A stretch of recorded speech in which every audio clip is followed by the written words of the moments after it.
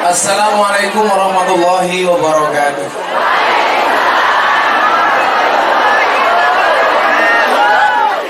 Alhamdulillahil qail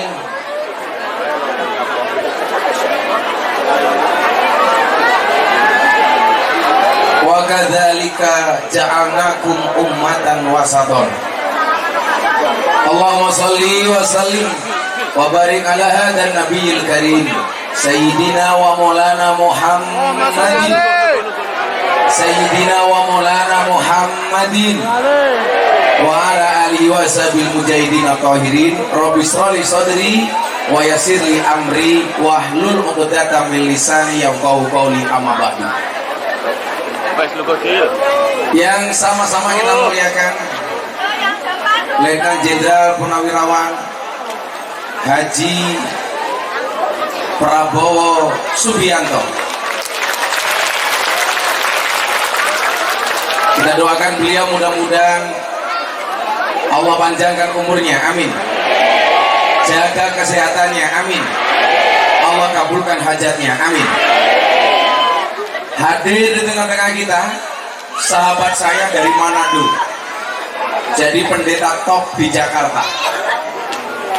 Tepuk tangan untuk pendeta Gilbert Lumindo.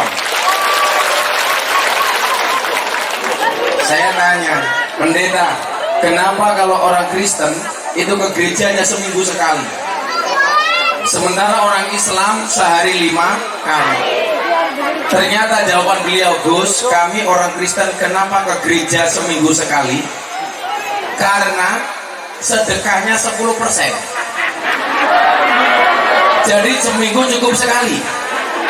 Kenapa orang Islam harus 5 kali sehari? Karena zakatnya cuma 2,5%.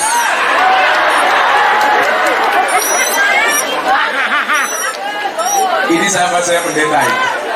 Kemarin beliau saya ajak makan di makanan Arab di Jakarta, makanan khas Arab, nasi mandi. Langsung saya bilang, hati-hati Pak Pendeta, ususnya mualaf. Hadir di tengah-tengah kita, mohon maaf yang di sini agak duduk mas, yang belakang biar bisa lihat Pak Prabowo.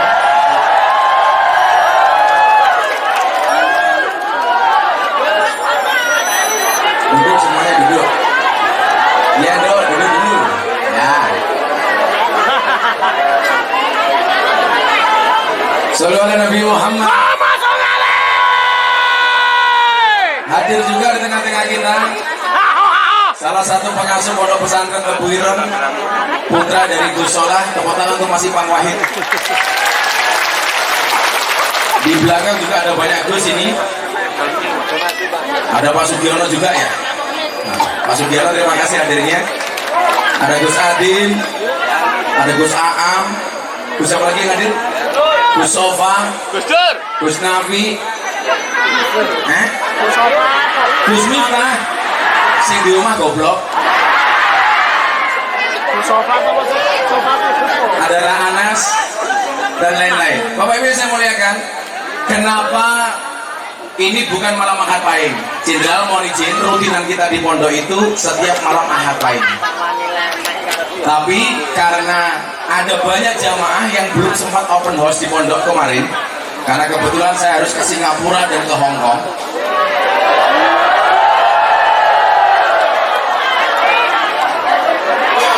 Kan aku kiainya selebritis, maka banyak jamaah yang datang kecewa karena tidak bisa berjumpa. Kebetulan tanggal 3 Pak Prabowo mau ke pondok, maka saya kasih judul acaranya di situ, Jenderal Ormas Open House Akbar bersama Pak Prabowo Subianto. Tepuk tangan. Menteri Pertahanan Republik Indonesia. Nah Bapak Ibu saya muliakan, maka hari ini saya sebelum nanti memberikan kesempatan kepada Bapak Prabowo, mumpung ini masih bulan Syawal, halal bil halal, yang datang ke sini minta doa saya doakan, yang minta maaf saya maafkan, yang minta THR saya minta maaf.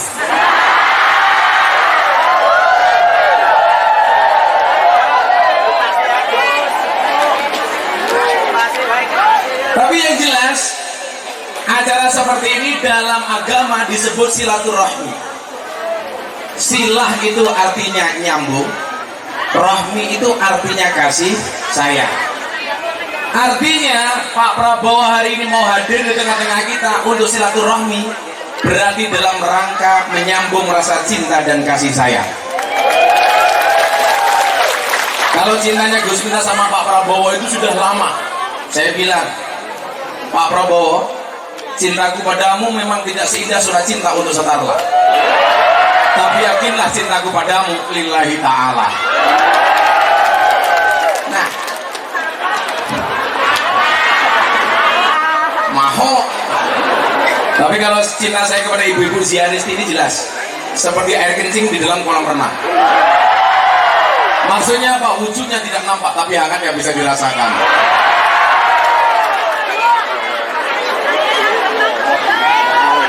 Nah, orang yang mau silaturahmi, apa janji Allah? Satu, dipanjangkan umurnya. Amin. Semua yang hadir panjang umur. Pak Prabowo panjang umur. Pendeta Gilbert panjang umur. Jadi orang sedunia mati, Pendeta Gilbert hidup sendiri. Kalau yang ada bingung. Pendeta Gilbert.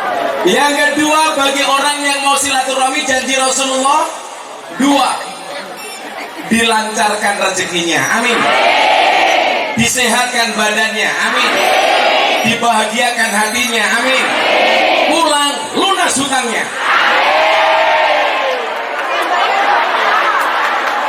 Kenapa aminnya paling kenceng ya? Nah, di mana pentingnya silaturahmi? Saya kasih satu cerita. Umatnya Nabi Musa alaihissalam dilanda kemarau panjang, banyak umatnya yang mati. Akhirnya apa? Nabi Musa ngajak umatnya untuk sholat istisqa. Sholat istisqa, sholat minta hujan. Kalau kamu punya dua pilihan, bukan istisqa tapi istikharah. Kayak jomblo-jomblo mau menikah sama A atau sama B, itu istikharah. Tapi ingat, sebelum istikharah yakinkan dua-duanya mau sama kamu. Yang menjadi persoalan gak ada yang mau kamu istikharahi, akhirnya sakit hati. Makanya kalau mencintai pasangan cukup sepenuh hati, bukan sepenuh jiwa. Sehingga kalau kamu putus dari pasanganmu cukup sakit hati, tidak sampai sakit.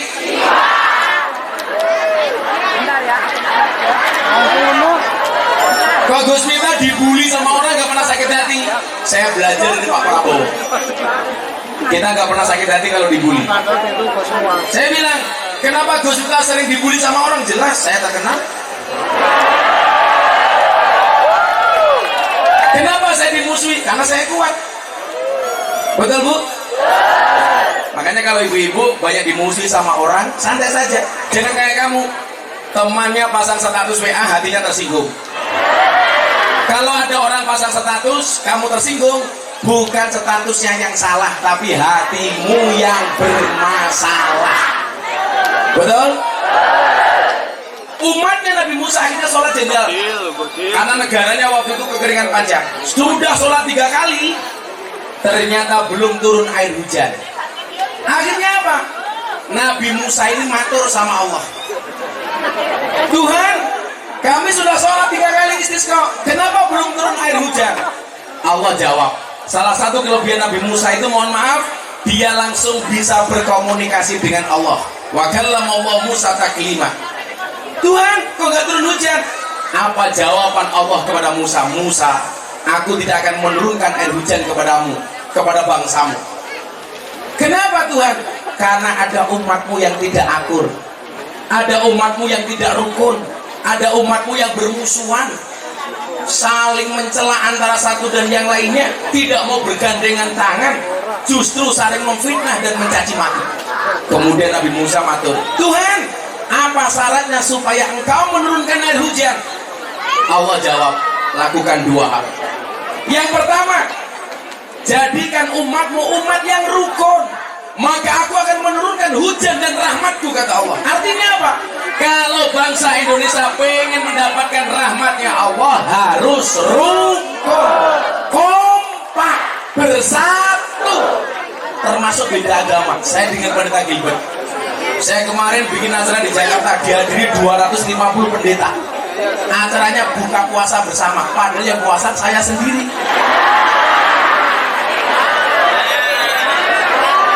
Yang hadir pendeta sama romo-romo. Saya bilang, Jenderal, kalau orang Indonesia tidak bisa akur gara-gara beda agama, kalah dengan burung. Burung itu punya agama tapi bisa akur. Apa agamanya burung? Ada dua. Kalau nggak Kristen, burung emprit. Burung Kristen buktinya ada burung gereja. Burung Islam ada burung namanya emprit kaji. Emprit yang kepalanya putih. Nah, emprit kaji, emprit kaji. Bahkan burung gereja sukanya tinggal di masjid. Nggak ada larangan burung gereja dilarang masuk.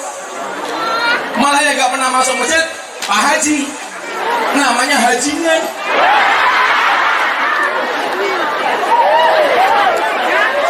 Tapi kalau ikan pendeta Gilbert, agamanya pasti Katolik. Kenapa? Karena yang paling besar namanya Paus.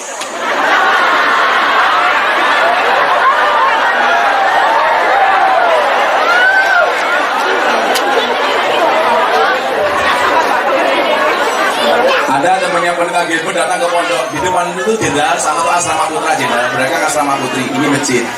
Ada kolam. Ada pendeta telepon saya, Gus Miftah, boleh nggak saya mancing di kolam ikan pondok? Oh boleh, pendeta silakan datang. Begitu datang mau masuk ke kolam jenderal melewati genangan air. Pendetanya bilang, Gus, saya nggak boleh kena air, kakinya korengan. Terus gimana pendeta? Mbok saya tolong, saya digendong. Akhirnya pendetanya saya gendong, jenderal. Begitu saya gendong, pendetanya bilang, baru hari ini ada pendeta bisa naik haji.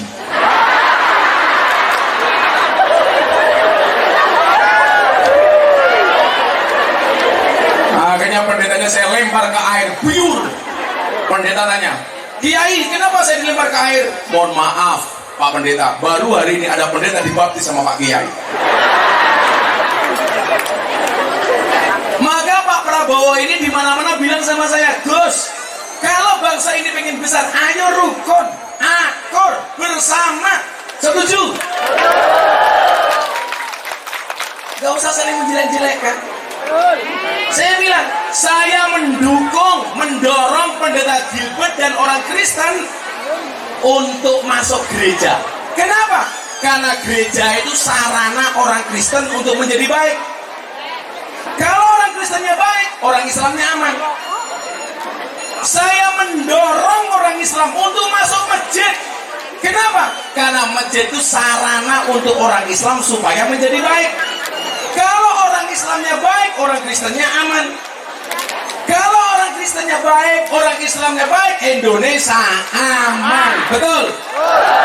Maka beda agama itu, orang beda agama itu bukan musuh, tapi partner dalam kebaikan. Tepuk tangan untuk Indonesia. Nah, maka kalau kita akur, Indonesia makmur. Nomor dua apa? Kata Allah kepada Nabi Musa, kalau pengen aku menurunkan rahmat, kamu cari wali Allah namanya Barak. Nabi Musa tanya, saya itu nabi, masa saya disuruh mencari wali? Kenapa? Jawabannya jenderal, innahu yudhikuni fil yaumi salasa marot. Kenapa? Karena si Barak itu kata Allah membuat saya tertawa sehari minimal 3 kali. Jadi mohon maaf, Allah itu juga bisa diajak guyon, juga bisa diajak guyon. Makanya kalau saya jadi Pak Prabowo bisa doanya begini, ya Allah, saya besok nyalon presiden lagi. Sudah 2 kali gak jadi, ya Allah, masa besok gak jadi lagi, ya Allah. Masuk. Allah langsung, ya tak kasih Pak Prabowo. Begitu jenderal, pakai biar saja. Betul. Allah itu senang sama orang lucu seperti Barak. Makanya Pak Prabowo juga senang sama Gus Miftah, karena Gus Miftah ganteng. Kita jaga kekompakan.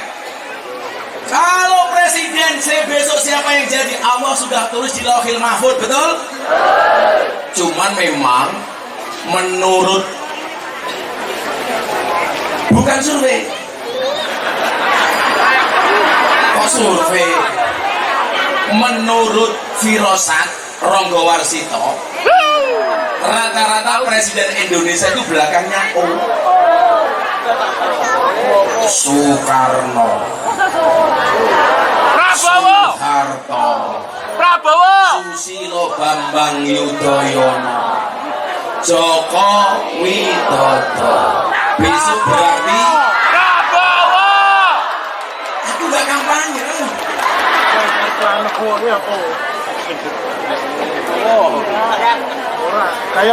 Saya cuma ingat satu hal yang disampaikan oleh almarhum Gus Dur. Satu, Gus Dur pernah bilang apa? Orang yang paling ikhlas di Indonesia itu adalah Pak Prabowo. Betul? Pak Prabowo itu saya sampaikan, Jenderal mohon izin, ikhlas itu seperti keset. Maksudnya apa Gus? Diinjak-injak tetap welcome. Iya. Itu akhlaknya Pak Prabowo. Tepuk tangan untuk Pak Prabowo. Nah, sebelum Jenderal sambutan, karena ada pendeta Gilbert, kan pengen tahu khotbahnya orang Kristen itu seperti apa.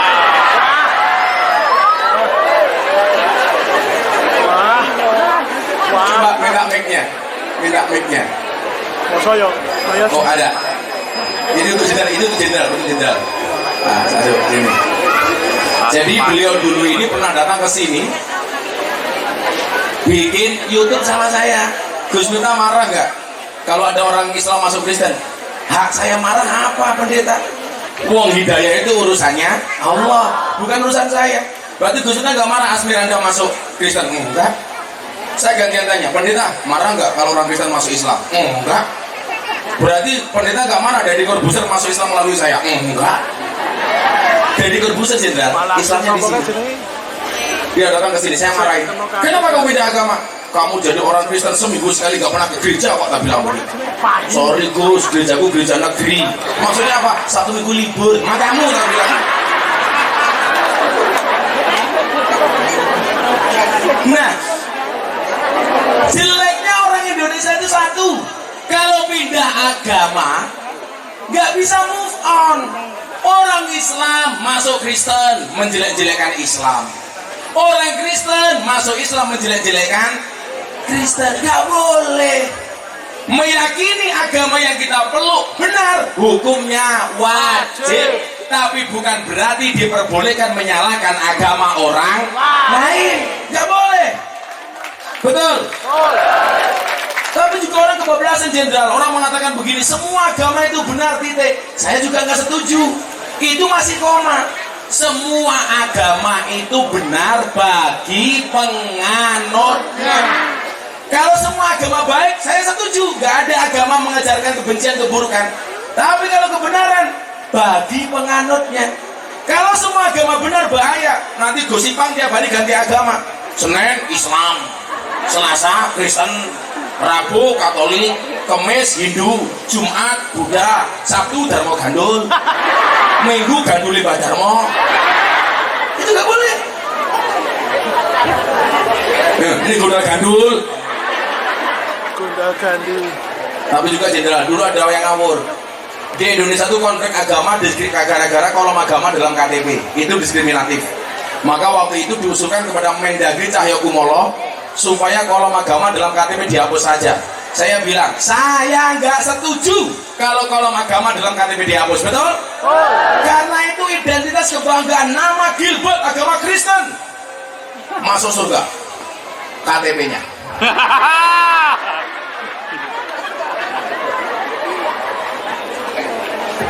Saya nggak setuju. Kalau kolom agama dalam KTP dihapus, saya tidak setuju. Tapi kalau yang dihapus kolom kawin atau belum kawin, saya setuju. Enggak ya?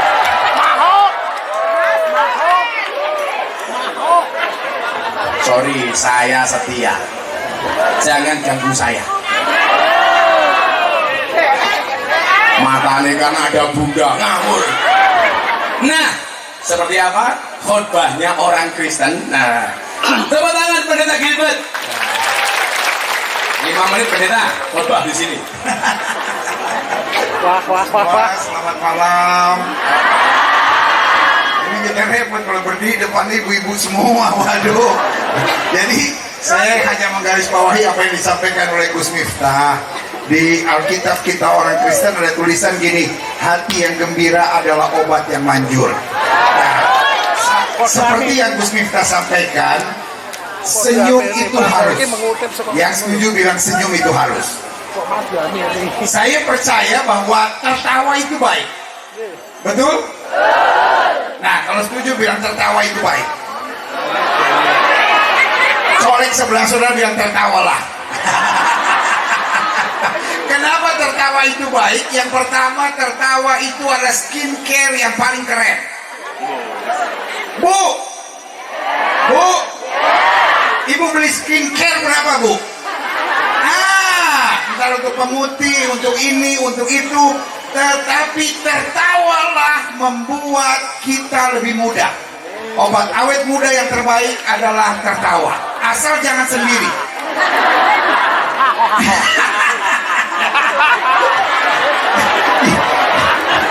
Yang kedua, tertawa itu buat kita disayang orang. Setuju? Bu, ada banyak suami lari bukan karena wewe gombel, tapi karena bacot ibu-ibu sekalian. Mestinya yang tepuk tangan ini bapak-bapak. Iya. Banyak ibu-ibu udah sampai sembahyang, ya Allah, ada setan mengganggu sampai suami saya lari sama wewe gombel lain. Tetapi setannya mungkin bilang begini, bukan karena saya. Comormu itu katanya gitu. Bu, percayalah, kalau ibu-ibu banyak tertawa, walaupun kerutan sudah mulai muncul, tetapi suami tambah sayang. Yang bilang amin masih ada harapan, yang gak bilang amin udah gak ada harapan sama sekali. Mungkin dalam hatinya pendeta, saya mau tertawa sampai gigi copot semua, tetap suami saya udah gak ada. Goyangnya imannya. Dan yang seperti Gus Miftah katakan tadi, saya percaya orang yang suka tertawa disayang sama Tuhan. Karena tertawa itu bagian dari syukur. Masya Allah. Orang kalau apa-apa ngeluh, apa-apa bersungut-sungut, saya percaya hidup jadi susah.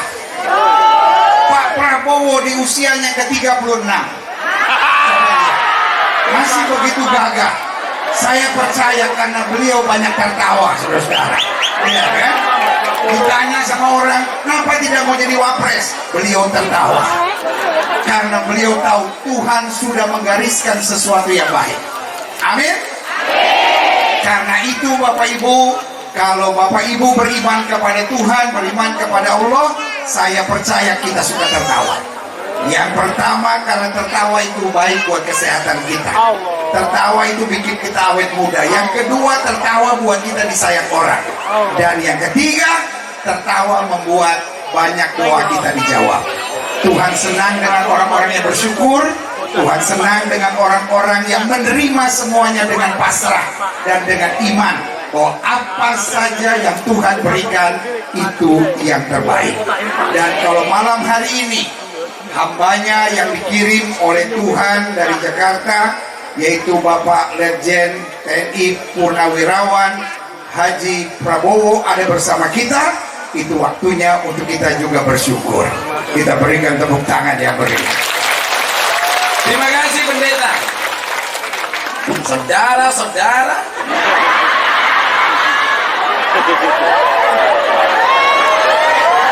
hamba Allah yang terkasih, sebelum Pak Prabowo sambutan, saya mau nyanyi lagu Joko Tingkir, tetapi syairnya kita ganti untuk Indonesia. Setuju? Siap-siap di belakang. Salatullah salamullah ala taha rasulillah. Salatullah salamullah ala yasin nabibillah. Ala yasin nabibillah.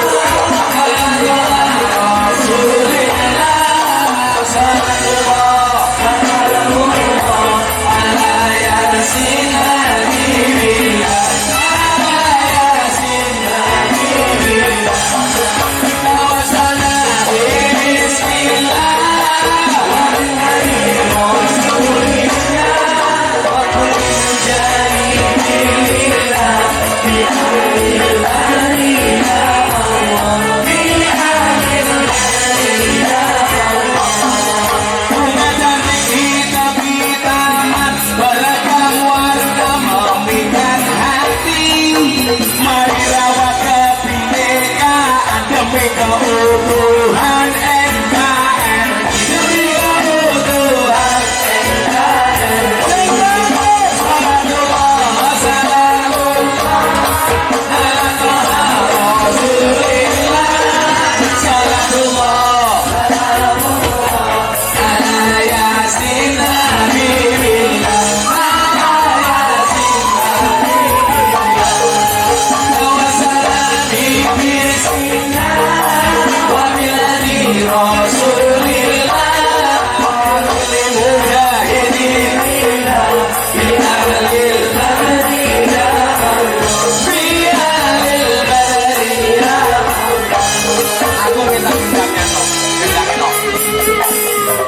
Minum kopi rasanya nikmat, makan wingko dari kelapa. Ayo ngaji dan bersolawat Bapak Prabowo untuk Indo, Bapak Prabowo untuk Indonesia. Salatullah, salamullah ala Toha Rasulillah. Salatullah, salamullah ala Yasin Nabiillah, ala Yasin Nabiillah. Kawasana bismillah wa billahi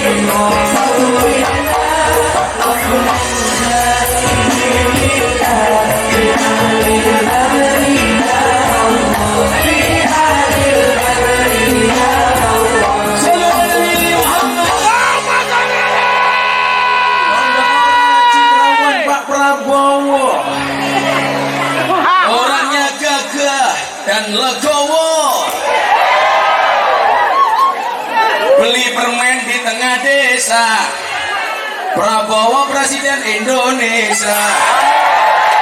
Siir Allahumma.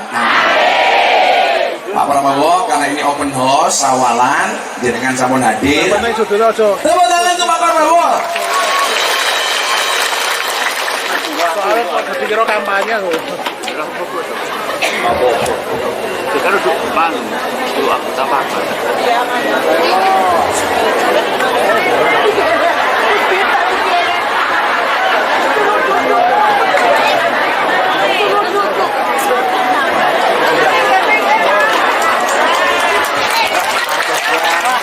Tuh, Mas, tolong duduk Mas, depan Mas.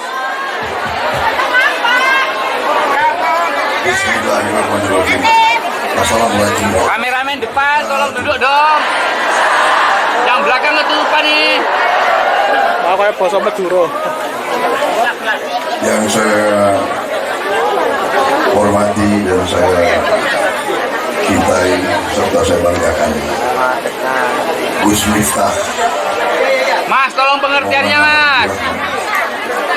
pimpinan pesantren Ora Kacau Mas, duduk Mas. Ibu, Duduk Mas. semua pimpinan pengasuh Pondok Pesantren Ora Haji di Kabupaten Sleman, Yogyakarta, ibu-ibu sekalian yang saya hormati dan saya muliakan, seluruh hadirin, bapak-bapak, ibu-ibu, adik-adik sekalian yang saya hormati dan saya banggakan. Marilah kita tak henti-hentinya memanjatkan puji syukur kehadiran Allah Subhanahu wa taala. Kita masih diberi nafas, masih diberi kesehatan, dapat bertatap muka pada malam hari yang baik ini di tempat yang mulia ini, dan kita berada dalam keadaan sehat walafiat, dan kita selalu bersyukur atas segala nikmat, segala yang diberikan oleh Yang Maha Kuasa kepada kita. Juga tak lupa salawat dan salam kita tujukan ke junjungan kita, baginda Nabi besar Muhammad Rasulullah Sallallahu Alaihi Wasallam, yang telah memberi kepada kita agama dan peradaban. Saudara-saudara sekalian, terima kasih Gus Miftah atas undangan ini. Terima kasih. Saya juga mau minta maaf, baru sekarang saya datang ke pesantren ini. Sebetulnya janjinya sudah lama, tapi akhirnya sampai. Dan harus saya sampaikan bahwa hari ini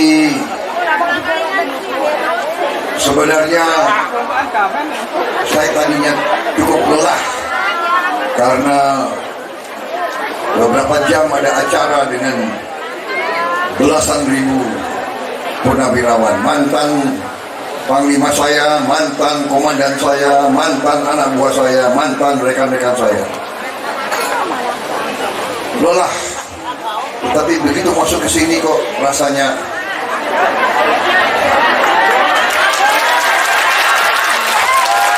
kembali semangat.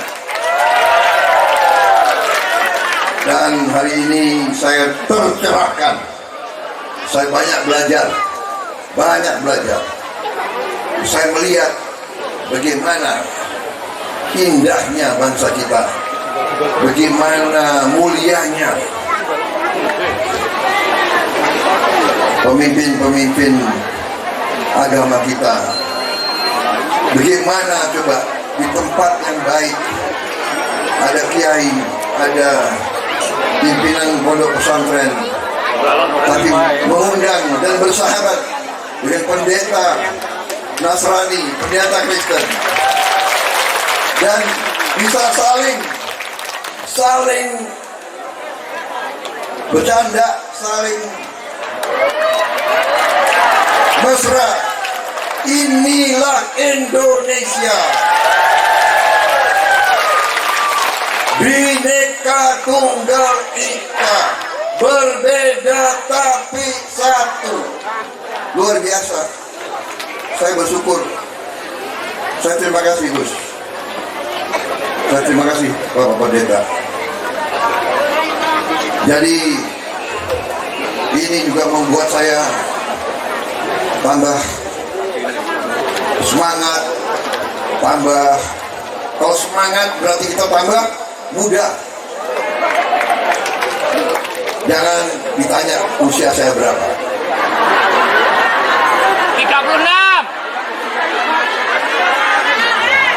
Jangan. Yang penting bukan usia di KTP atau di. Yang penting adalah usia dalam jiwa kita. Jadi saya sangat gembira, saya sangat bersyukur. Saya sangat besar hati. Kalau begini terus, kalau begini di mana-mana, kita percaya dan kita yakin negara kita akan bangkit menjadi negara yang sangat hebat. Saudara-saudara sekalian, saya ini sekarang adalah Menteri Pertahanan Republik Indonesia. Saya adalah Menteri Pertahanan dalam kabinet, dalam pemerintahan yang dipimpin oleh Bapak Insinyur Haji Joko Widodo. Dan sekarang saya jadi anak buahnya Pak Jokowi. Waktu tahun 2019 saya jadi pesaing beliau, saya jadi rival beliau. Ya, tapi begitu pertandingan selesai, begitu beliau mengajak saya rekonsiliasi, begitu beliau mendapat kebesaran jiwa mengajak pihak yang kalah diajak bergabung untuk berbakti kepada negara dan rakyat Indonesia, saya langsung menjawab, siap, saya bergabung. Waktu saya bergabung, banyak pendukung saya yang agak kecewa. Jangan-jangan ada emak-emak di sini juga yang kecewa. Jangan-jangan. Benar? Ada yang mengatakan, oh Pak Prabowo begini, begitu, begini, begitu. Tidak. Karena saya orang yang banyak belajar. Saya hobinya belajar sejarah. Dari kecil, saya hobinya belajar sejarah. Dan dari sejarah yang saya pelajari,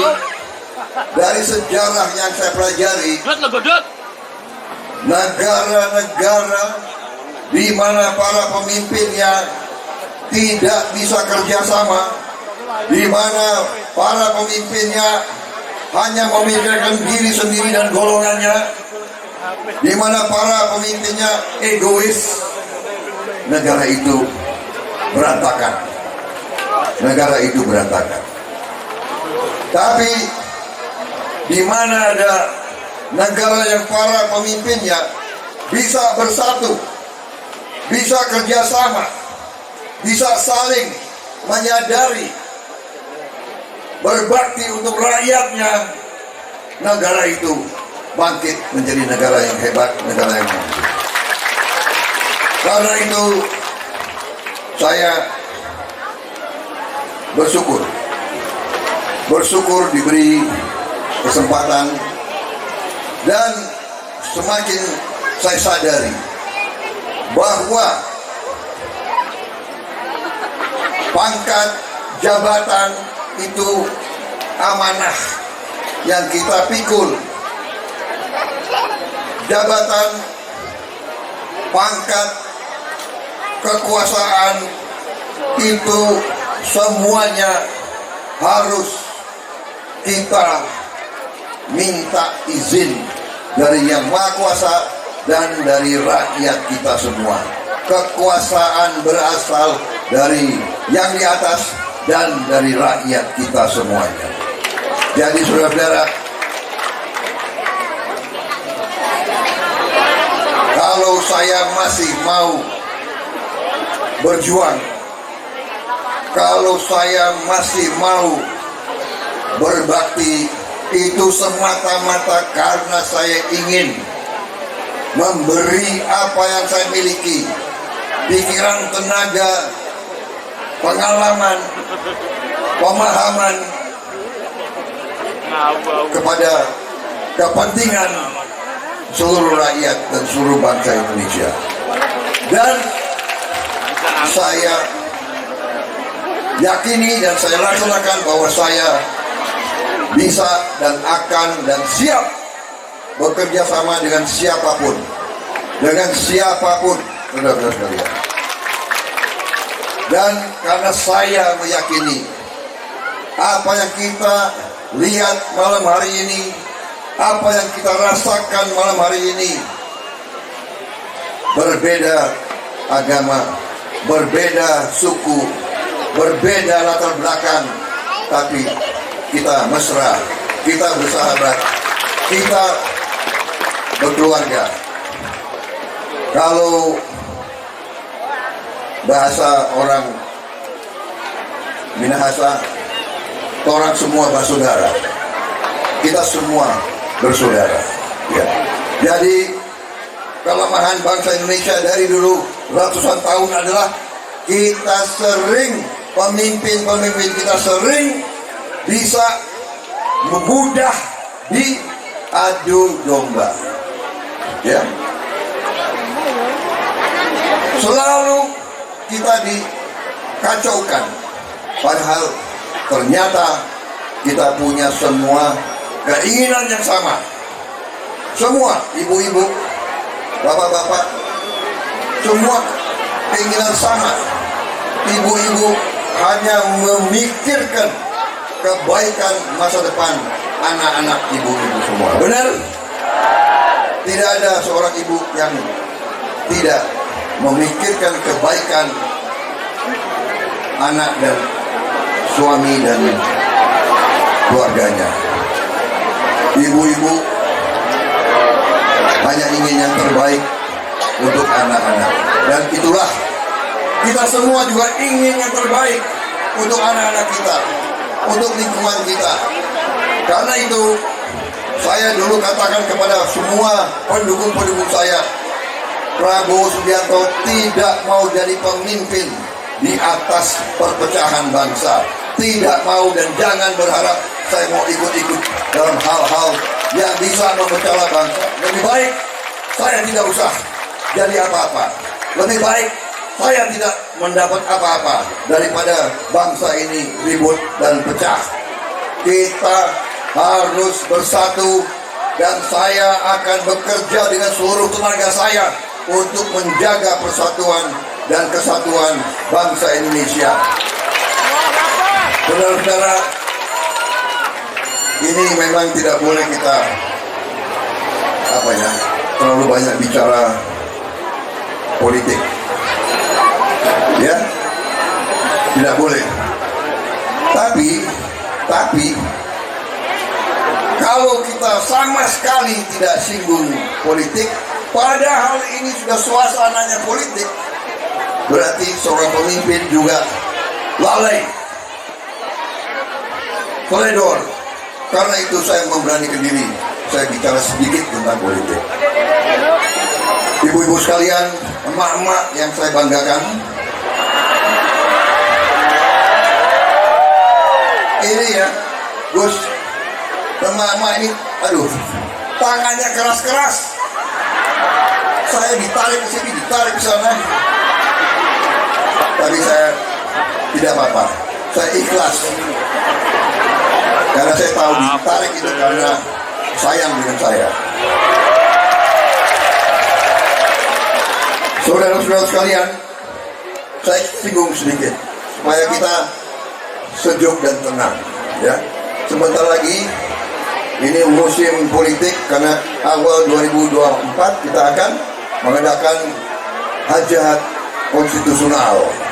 Kita akan melaksanakan tugas kenegaraan.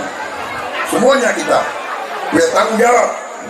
Kita akan melakukan pemilihan umum, pemilihan presiden dan wakil-wakil rakyat, ya. Untuk presiden kira-kira sekarang sudah muncul ya 3 nama kan, kira-kira gitu ya.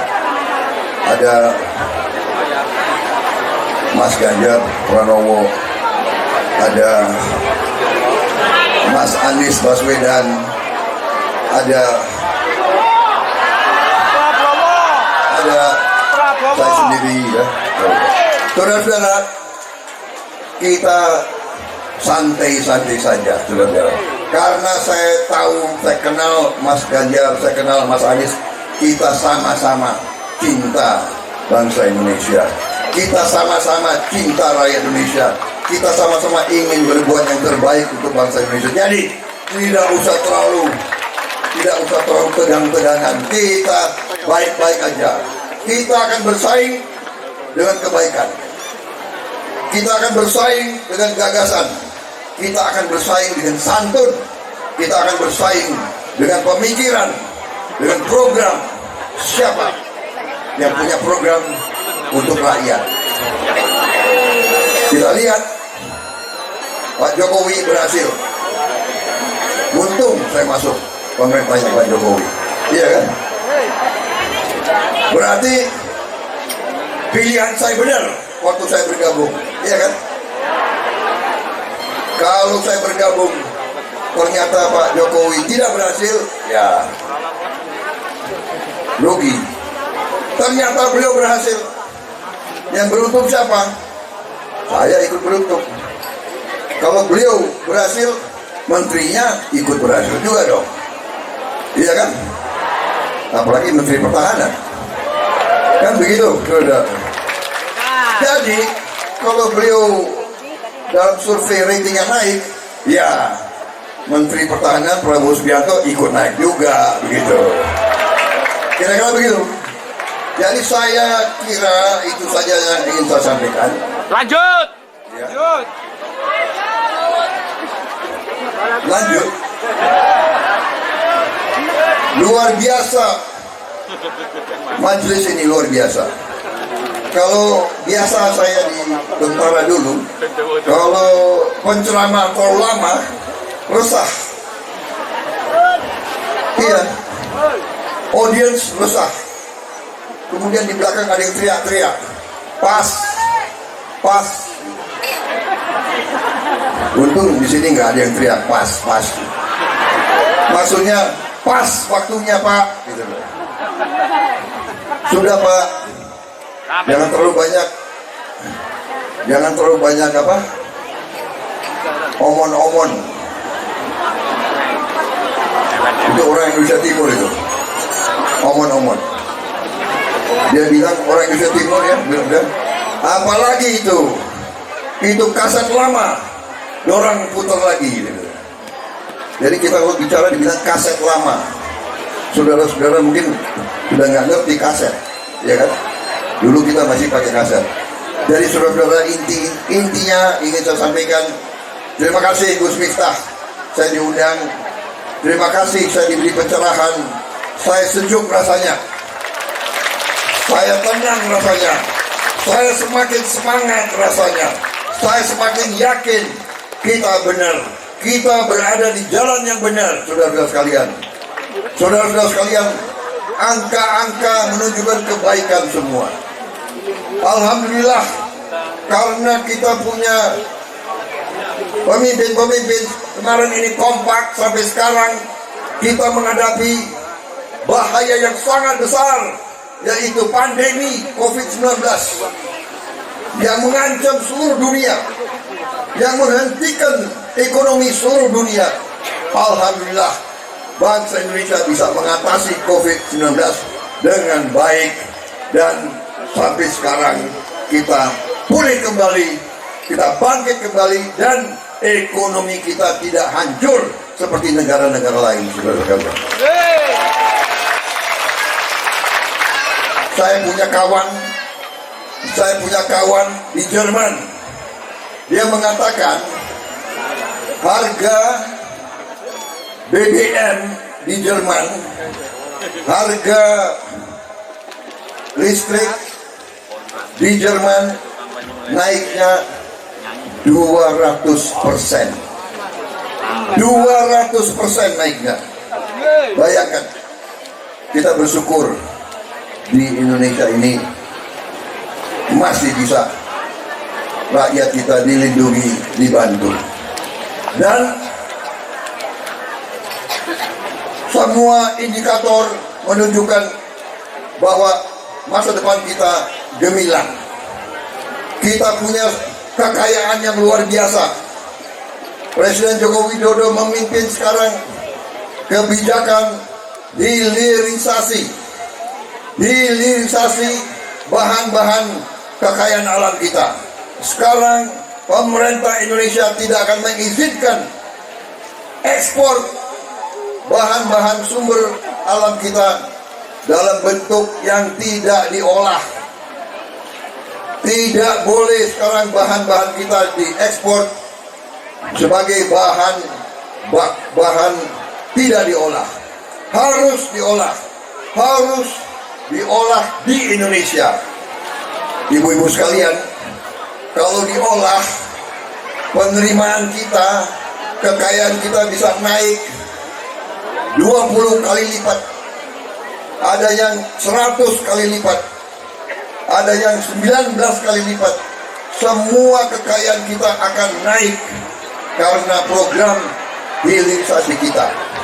Nikel kita naik 20 kali, boksit kita akan naik, kelapa sawit kita akan naik, karet kita akan naik, tembaga kita akan naik, komoditas kita lain akan naik karena kita akan melaksanakan pengolahan semua bahan-bahan baku di Indonesia untuk menciptakan penerimaan kekayaan yang lebih besar dan menciptakan lapangan kerja untuk rakyat kita semuanya.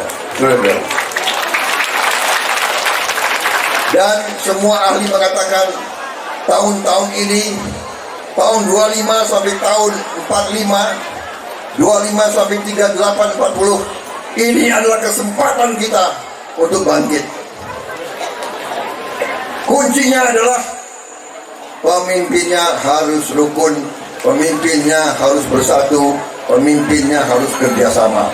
Dan itulah kewajiban kita semua.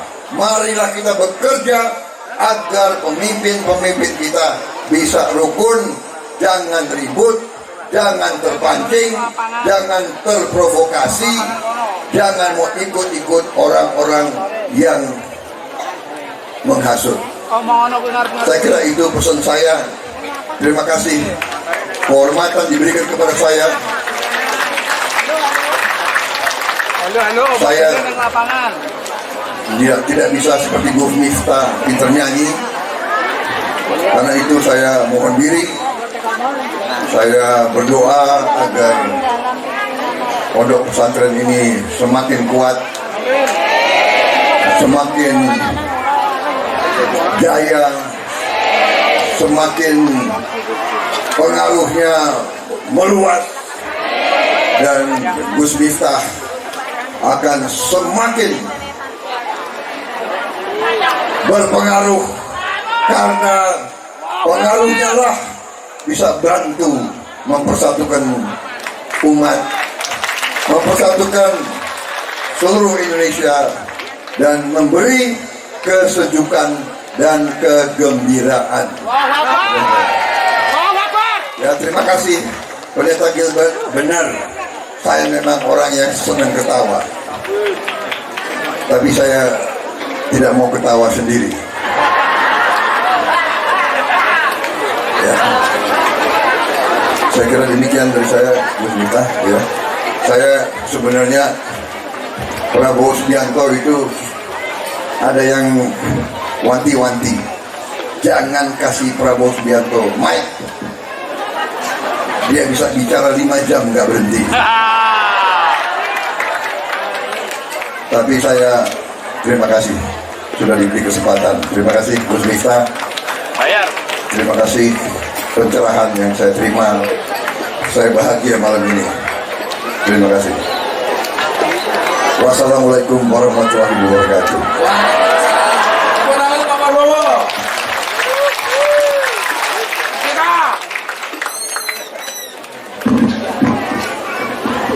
Sallallahu alaihi Nabi Muhammad. Kami cinta tanah air Indonesia. Kami bangga jadi bangsa Indonesia. NKRI akan selalu kami jaga demi kejayaan bangsa Indonesia. Saling. Semuanya berdiri, kita berdoa. Semuanya berdiri. Salli wa sallim daiman wal ali wal ashabi wal ali wal ashabi. Sekali lagi yang lebih khusus, salli wa sallim daiman. Allah Allah, salli wa sallim daiman wal ali wal ashabi wal ali wal ashabi. Sallu ala Nabi Muhammad. Sebelum berdoa, saya ajak untuk nyanyi lagu syukur, mensyukuri kemerdekaan Indonesia. Sampai besok berjumpa lagi tanggal 20 malam Ahad lain. Saya akan undang artis. Ibu-ibu Zenzi mau tampil lagi nggak? Semuanya kita syukuri kemerdekaan Indonesia. Sallallahu alaihi Nabi Muhammad. Dari yakin. Sallallahu alaihi Nabi Muhammad. Sebelum berdoa kami beserta jamaah. Terima kasih sekali lagi Jenderal Bapak Prabowo.